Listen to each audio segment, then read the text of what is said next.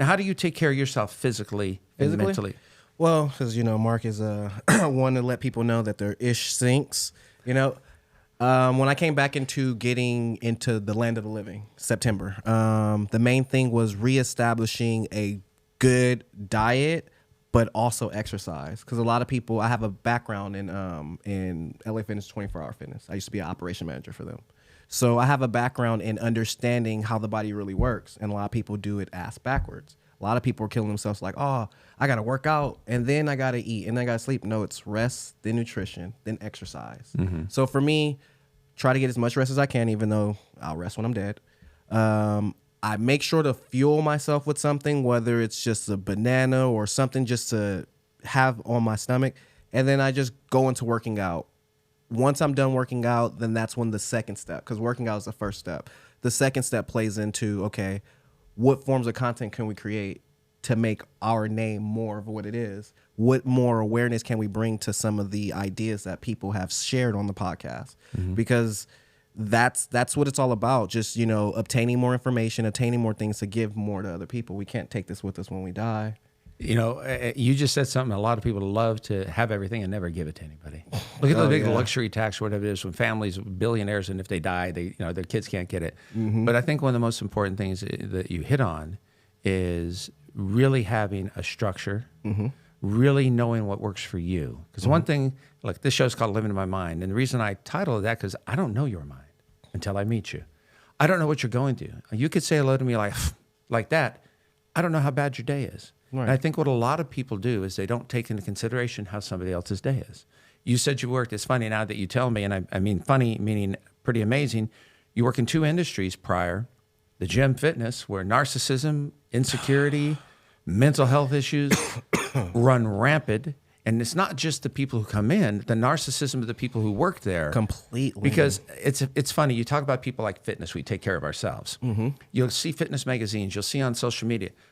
Many times we don't know what they've deprived themselves, if they've starved themselves. I deal with a 63-year-old woman.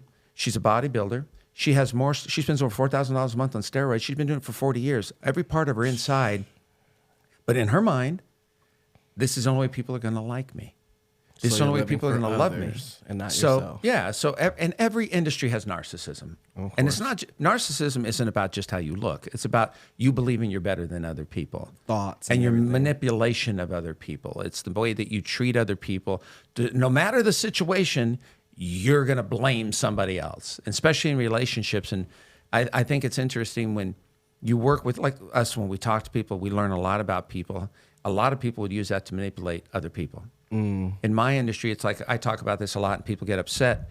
You have 12-step programs and all those things. You have a lot of like-minded people that are going to get help. Right. But you learn a lot about somebody that you can manipulate that person because you've learned something they're sharing, which means a lot. So what kind of person are you to go to an LA, NA, AA, any of these meetings only to be a pariah on people? Pretty much. And it's crazy that you say something about that because, yes, we all deal with some form of being a narcissist. Oh, yes.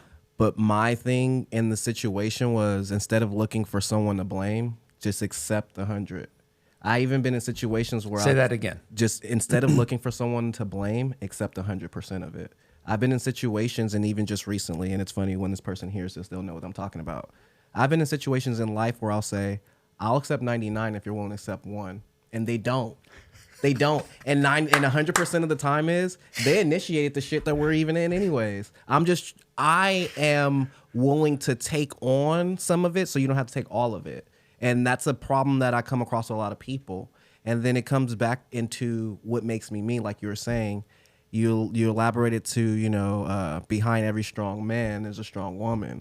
For me, on my ribs, if women come from man, the strongest women in my life that make me who I am, their names are tatted on my ribs. I have my mom, my grandmother, and my sisters all named. So it's like everything I do, even in my intro to my platform, the hum coming up the stairs, that's a song my grandfather gave my grandmother. So that's beautiful. It's a lot of the things from then that still makes it now, and I'm able to share with people. But the main thing is acceptance. You said something that many people won't think about. I'm willing to take a part of it if you're willing. There are many people, like I said earlier, someone saying to me, well, I'm going to give that to you. I'm going to allow you. I'm going to allow you to win today. Yeah, you and your mother, I'll find it. Yeah, you and your mom. Yeah, but the reality is, I think that's a great way to look at it, to have, because it's a conversation. It's not 50-50, 60-60, because I always look at it this way. If you and I get in a disagreement, one of us is the one that's starting the disagreement. So that's usually the person who's 100% dealing with it. Completely. And in order for it to not to go, but many people try to appease you. Oh, you're right. I don't want you to tell me I'm right. I want you to be logic with me.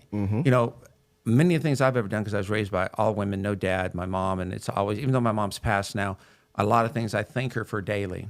But also I know I was in a relationship with someone for a long time, the person who owned the dog. And no matter what happened, there were some amazing things I learned about myself that I needed to work on, because I've never been that type of person. You want to tell me how to work on myself? Let me explain. This is fucking perfection in my own fucking mind, how perfectly fucked up I am. Welcome to it. And how dare you point it out, because I'll tell you how you are. But I think it's a great way for people. I really like how you put it, to where I'll accept my part, you accept yours, because so many people want you to say, oh, look, you're right. I said this a while ago. I was at a restaurant. This man and wife were arguing about their daughter playing softball. And the husband said to the wife, you just have to say you agree with me. And I'm looking at him, and I made a comment, didn't turn, it's kind of foolish. She got up, left, and pissed. But it's kind of like, he literally, you need to agree with me. And she said, look, I'm not going to. But he was so adamant. I go outside. This was at, what's it called? Spectrum Irvine. Okay. I go there and eat. I know where you're at. And I'm walking, I see them, and it's still the same thing. He was hitting her so hard verbally over the head, like, you have to. It was just like, wow. And I think we do find ourselves needing you to say yes, needing you to tell me I'm right, even if you don't agree with me, just so I'd shut the F up. Yes. But sharing it.